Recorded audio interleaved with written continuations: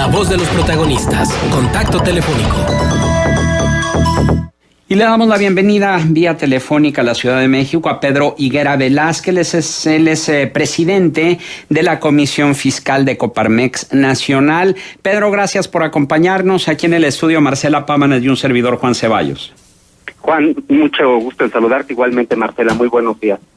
Y bien, Pedro, pues para responder a la negativa de la Secretaría de Hacienda y Crédito Público a considerar las propuestas de Coparmex en materia impositiva para el próximo año, pero si te parece bien, empecemos primero. ¿Cuáles fueron las propuestas principales que realizó Coparmex para la reforma fiscal, para una reforma hacendaria más congruente a la realidad del país?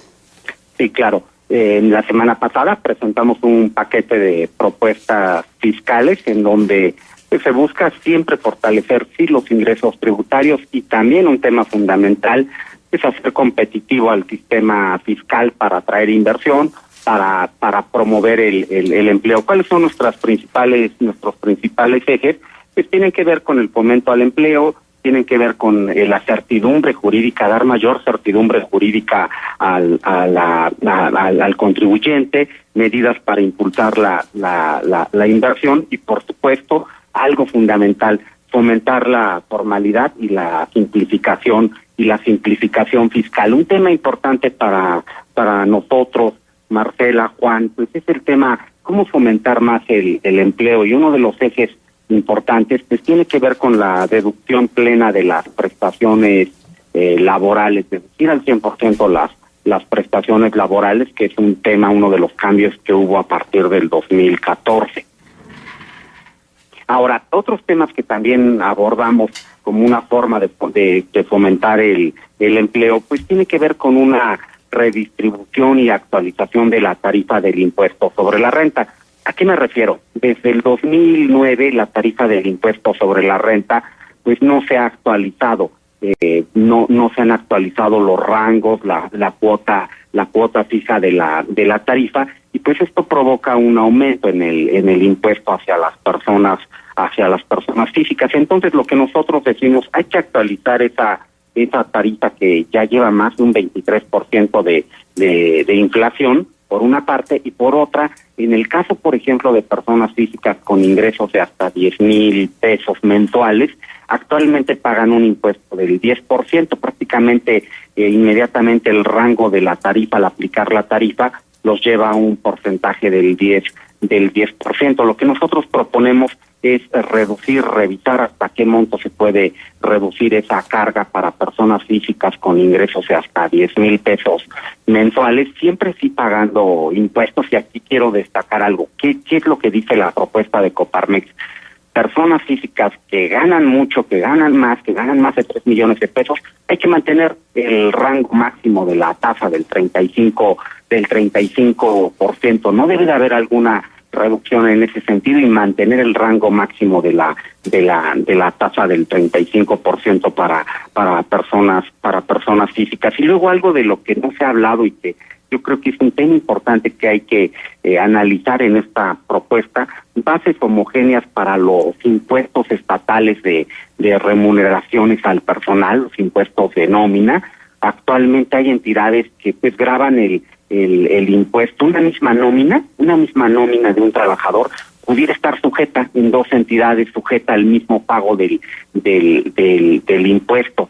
Pongo un ejemplo, no sé, el Estado de México, la Ciudad de México, una entidad pudiera decir, yo lo grabo en función de donde se haga el pago y yo lo grabo en función donde se preste el servicio, y termina grabándose la nómina, una misma nómina, por dos entidades. Entonces ahí tiene que haber bases homogéneas. Todo esto pues nos hace más competitivos para promover el empleo, algo que siempre hemos señalado, Marcela, Juan, es decir, bueno, pues hay que hacer más eficientes los costos laborales, y es una manera de reducir el empleo en la economía informal. Actualmente más del 57% de los trabajadores están en la economía informal. Una manera de reducirlo pues es justamente reduciendo costos en los costos laborales.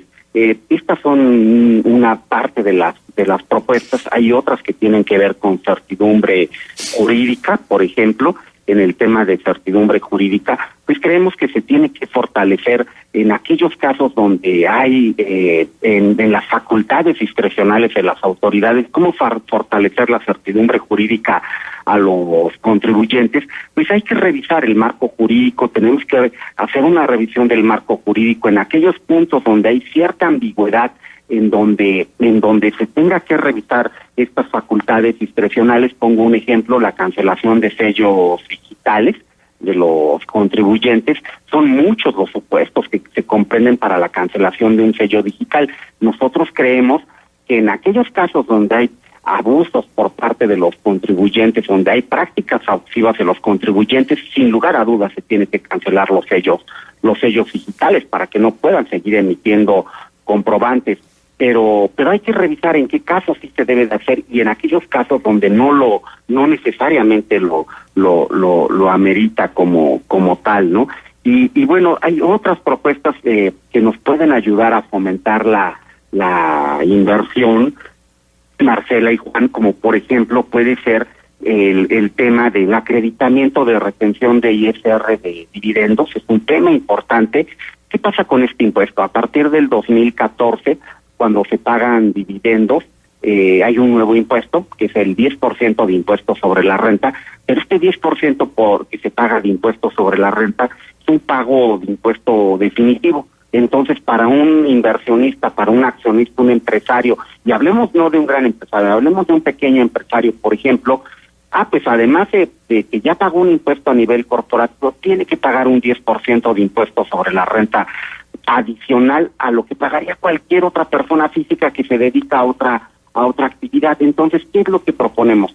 Permitir el acreditamiento de este 10% de ISR de dividendos, permitirlo contra su declaración, contra su impuesto del ejercicio, y pues de esa manera que el contribuyente inversionista pues tribute como cualquier otra persona física. La continuidad de la deducción inmediata. Para nosotros es importante hacer competitivo el sistema fiscal, la productividad de las empresas, la competitividad de las empresas, y es importante la continuidad de la deducción inmediata. Este año hay un decreto de beneficios fiscales donde está la deducción inmediata para empresas que no tienen ingresos de más de 100 millones de pesos, pero creemos que hay que dar continuidad a este tipo de estímulos, que no sea solamente para este 2017, que pueda continuar en otros años este tipo de estímulos. Y hay otras medidas, como por ejemplo, que tienen que ver en buena forma cómo fomentar la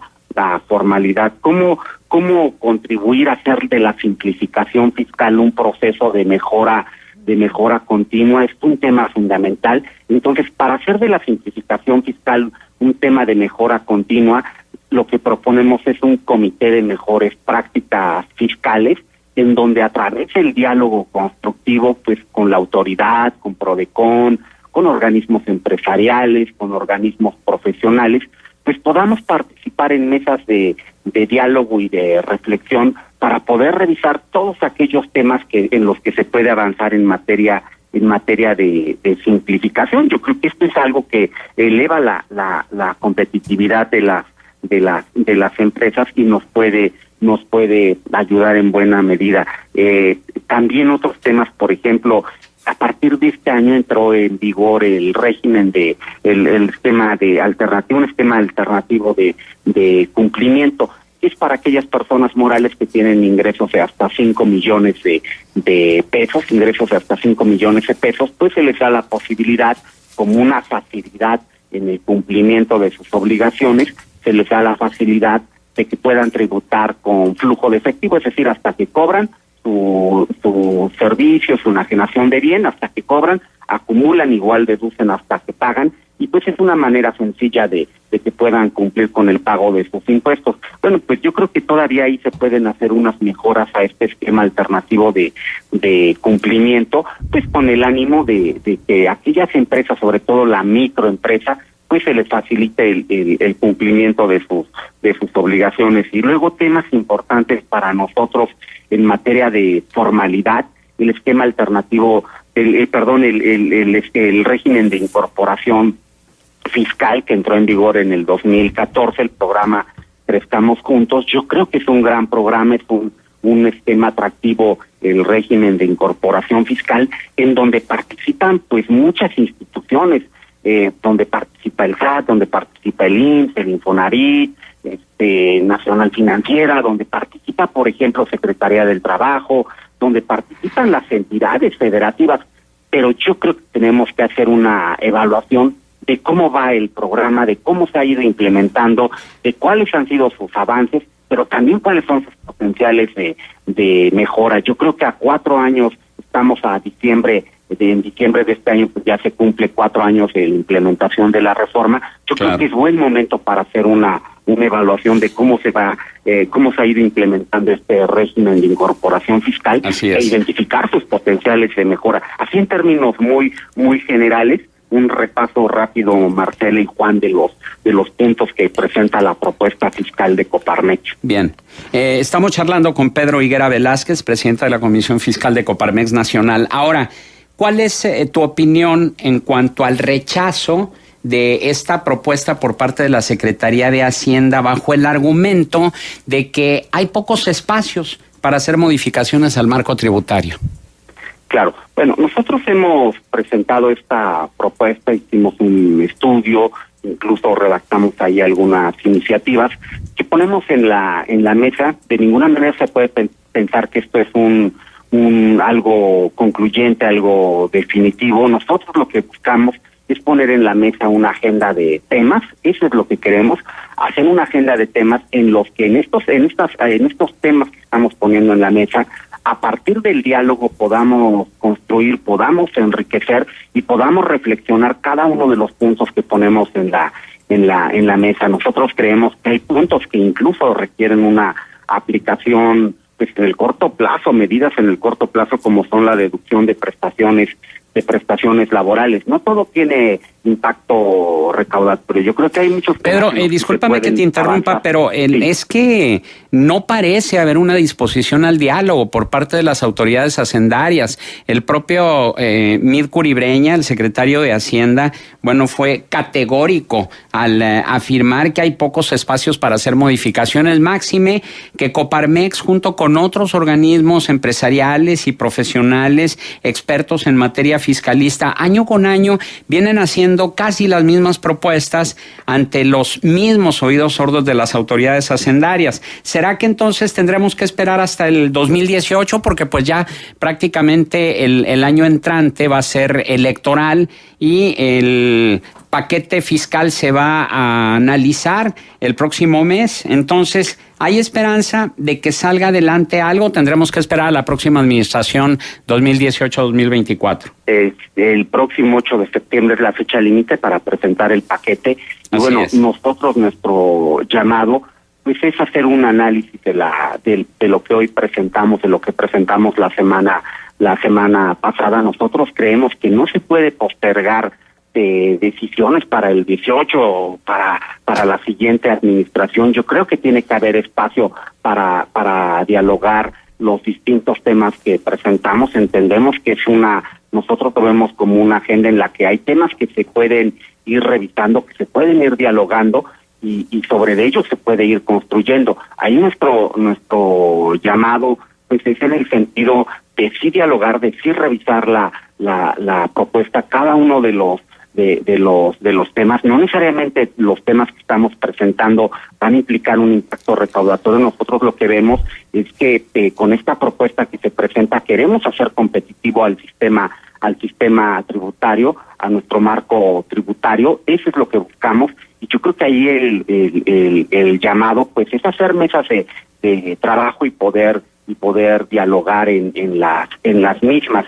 Yo creo que cuando uno analiza las propuestas que presentamos, hay varios puntos que a lo largo del tiempo se han venido presentando, dando a conocer. Hay coincidencia, varios organismos como tal pues han expresado sus puntos de vista en torno a lo que debería de ser un mejor marco tributario. Muy bien, Pedro Higuera Velázquez, presidente de la Comisión Fiscal de Coparmex Nacional, nuestro agradecimiento por tu valiosa participación aquí en Contextos. Un gusto saludarles, Marcela y Juan. Gracias. Que tengan muy buen día. Hasta luego, gracias. Hasta luego.